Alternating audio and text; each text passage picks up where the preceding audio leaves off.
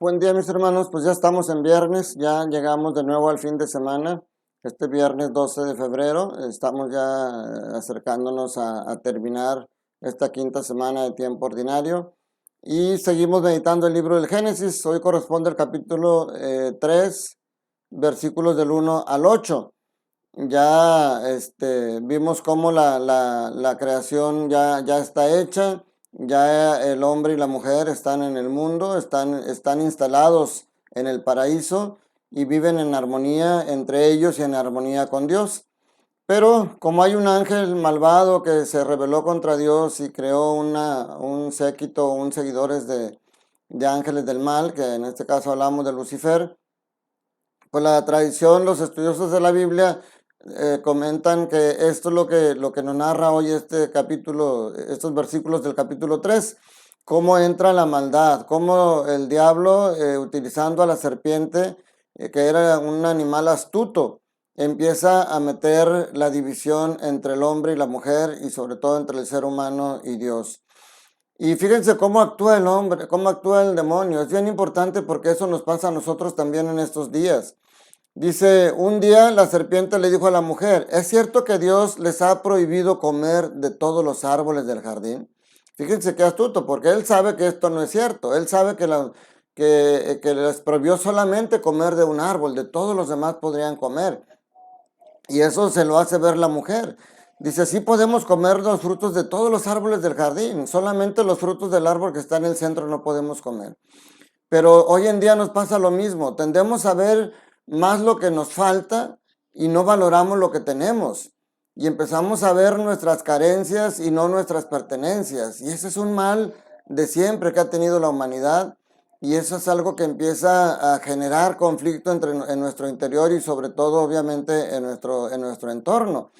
Entonces el diablo le hace ver a la mujer que es mentira lo que les dijo Dios, que si comen de ese fruto no van a morir, sino que serán como dioses porque conocerán el bien y el mal. Y ahí empieza la soberbia del hombre. La mujer cae en la tentación, se le hace apetitoso. Fíjense cómo también, ¿por qué a nosotros se nos hace muy difícil dejar nuestros pecados? Porque tienen algo atractivo para nosotros. A la mujer se le hizo atractivo el fruto, se le fue apetitoso y de hermoso aspecto, dice aquí, y por eso cayó. Nosotros cuando estamos ya en un pecado, de tener, por ejemplo, del adulterio, de la ambición económica, se nos hace muy difícil salir porque ese pecado trae beneficios para nosotros, el placer, el dinero, la comodidad, y es muy difícil deshacernos de él. Aquí vemos cómo la mujer también le dice, invita a su marido y come. Y entonces aquí dice que cuando comieron se les abrieron los ojos y se dieron cuenta de que estaban desnudos y entonces sí ya les dio vergüenza y se taparon. ¿Se fijan cómo el estar en concordia con Dios genera tranquilidad y armonía entre Dios y el hombre? Pero el hacerle caso a Satanás genera discordia entre Dios y el hombre y genera un círculo vicioso porque dice aquí, oyeron luego los pasos del Señor Dios que se paseaba por el jardín a la hora de la brisa y se ocultaron a su vista entre los árboles del jardín. Les dio vergüenza y se ocultaron. Nosotros a veces entramos en ese círculo vicioso, caemos en el pecado, nos sentimos indignos de Dios, no nos sentimos dignos de estar cerca de Él y entonces nos alejamos de Él y nos hundimos más en el pecado. Es un círculo vicioso que el diablo se goza de ver cómo lo hacemos. Ya mañana veremos cómo lo que son las consecuencias de estas acciones del hombre y de la mujer y cómo el meditar eso nos debe ayudar a nosotros en estos días a tratar de evitar la influencia del diablo en nuestra vida. En el Evangelio de Marcos, capítulo 7, versículos del 31 al 37, aquí nos narra de nuevo otro milagro de Jesús. Ayer hablábamos del milagro que le hizo a la hija de la mujer sirofenicia, que estaba poseída por un demonio. Hoy le llevaron a un hombre sordo y tartamudo y le suplicaron que le impusiera las manos. Fíjense cómo en muchas ocasiones vemos cómo Jesús logra el milagro de la curación solamente con la palabra. Incluso a veces ni siquiera necesita que esté presente el enfermo, como en el caso del sirviente del centurión, que desde su casa hasta donde estaba Jesús ocurre el milagro por la fe del centurión. Hoy Jesús hace gestos físicos. Dice que aparta al enfermo de la gente y después dice que le mete los dedos en los oídos y le tocó la lengua con saliva. Y luego mirando al cielo suspiró y lo dijo Efetá, que quiere decir ábrete. Esto es hermoso, mis hermanos, porque por un lado nos recuerda que el profeta Isaías ya decía que el Mesías iba a hacer oír a los sordos y hablar a los mudos. Entonces, de alguna manera ya esto es un poco de la revelación mesiánica de Jesús.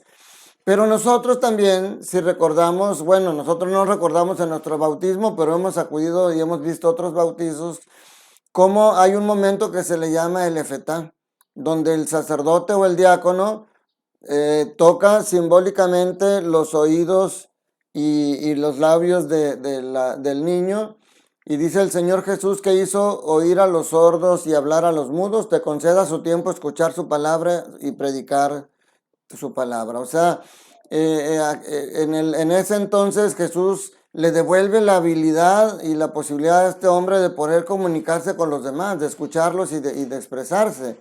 Pero a través del efetá en el bautismo se nos habilita o se nos mete en nosotros esa capacidad de escuchar la palabra de Dios y de proclamarla en el momento que fuera necesario.